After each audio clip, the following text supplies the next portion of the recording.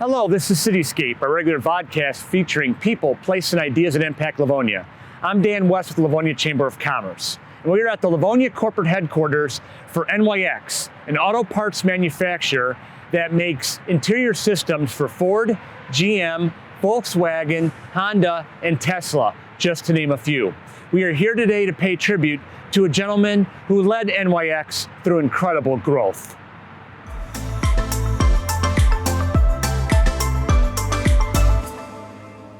Chain Sandhu acquired NYX in 1989, which was one notable chapter in his incredible life. Mr. Sandhu grew up in India. At age 4, his father was murdered. Chain grew up with humble means, raised by his illiterate mother on a small farm. That did not stop him from pursuing an education where he earned 2 college degrees. In 1969, with $8 in his pocket, he brought his young family to the United States and started working as a janitor and later on the assembly line for General Motors. After making persistent process improvement recommendations, he became an engineer for GM. In 1986, he came to NYX to become general manager and purchased the company 3 years later. Under Mr. Sandhu's leadership, he expanded the company's capabilities and product line. This helped NYX grow annual revenue from $2 million in 1989 to some $600 million a year today. Today, NYX employs 4,200 people at 17 facilities in 3 states and 5 countries. NYX is one of the largest privately held minority-owned companies in Michigan.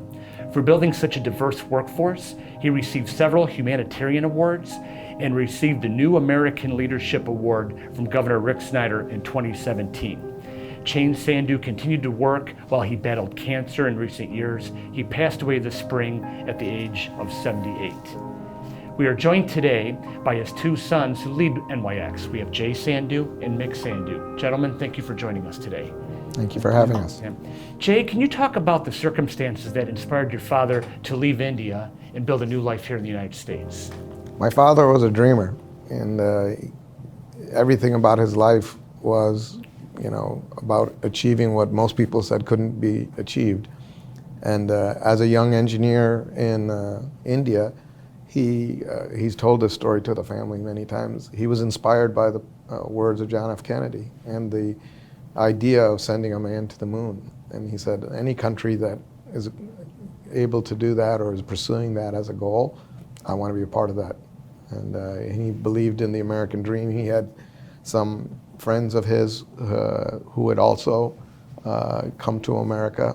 And so there was some precedent in saying if you're willing to work hard, there's lots of opportunities here. So that was the primary driver for him to want to come to America. Mick, what traits and philosophies did your father have that enabled him to have business success? I think, first of all, my father had passion. He had a passion for anything he did, particularly, for NYX. He had a passion to build the best automotive injection molding company in the world.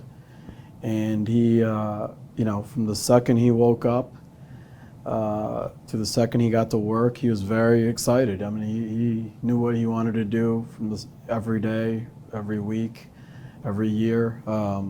He could not wait to talk to people, to his employees, his team. He loved walking the floor. He had a true love of going to work.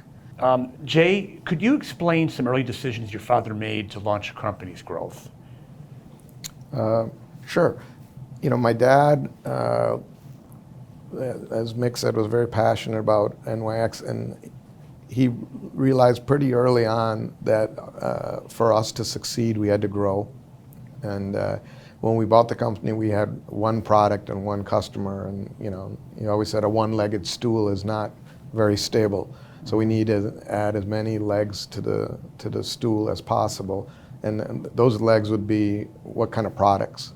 And as we expanded our product capabilities to do doors and consoles and entire interior plastic trim, soft trim, we were able to get more real estate inside the car, and that allowed us to be able to do entire interiors, for example, the Ford Explorer or the Chevy Bolt, Ford Edge, all of those vehicles, we have the entire thing. Or on the Colorado Canyon, we have the doors and the trim.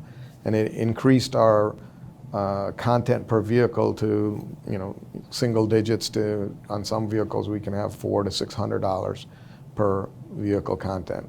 Mick, you talked earlier about how your father was constantly on the floor, meeting with the team constantly. Why was that so important to him to meet with everybody every day the best he could? I think, pretty simply, to him, NYX is about the people. The most valuable asset in our company are the people at NYX, and most particularly the floor. That's where, when you break it down, we're an automaker who makes parts, plastic injection mold parts, and we ship them to our customers, and the floor is where they are made. And he knew, a good, hardworking workforce that's happy is a workforce that provides high quality, good customer delivery, and is superior. And I think we preach it, and it started from our dad, that the most valuable asset we have in our company is our people. He believed that through and through, and we believe it as well. Without our workforce, we are nothing. Jay, what will be the key to keeping NYX strong into the future? If you look at companies, suppliers, injection molding, interiors, we all have similar equipment. Our machines may be a little bit newer and somebody else's is bigger or something, but it's the same process. And so there's no secret bullet that we do something to the plastic that makes it better than anybody else's. You have to make a lot of parts really well and deliver it on time on a consistent basis. And to do that, you have to have people who show up to work and follow our processes and are committed to getting better. It's in our industry, you can't just sit on your laurels, so to speak. You have to, for a lot of customers, you have to give a cost decrease every year. So a certain percentage you have to get better every year just to stay where you were. Then there's more technology and automation and things like that ever that has been brought out on the workforce, and now we're in the next generation of the floor. And Dan, that people have these images of what manufacturing look like, and then they actually see what a floor looks like. Now our machines are all smart machines and are capable of talking to each other, and artificial intelligence can predict when we need to do maintenance, and all of these cutting edge things. But none of that works if you don't have the right culture and the right people motivated to do things in that way and are passionate, like Mick talked about.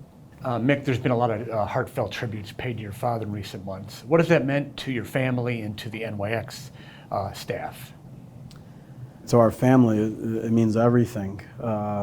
We kind of, I think, just sit back in awe and just see how many people's lives our father touched.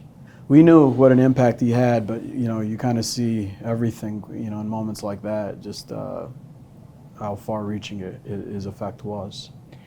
Well, I do believe your dad has an amazing journey, and what a great business story that many people could admire and appreciate. And I thank you, Jay and Mick Sandhu, for taking time to share your father's story with us. And we thank everybody for watching this edition of Cityscape. We'll see you next time.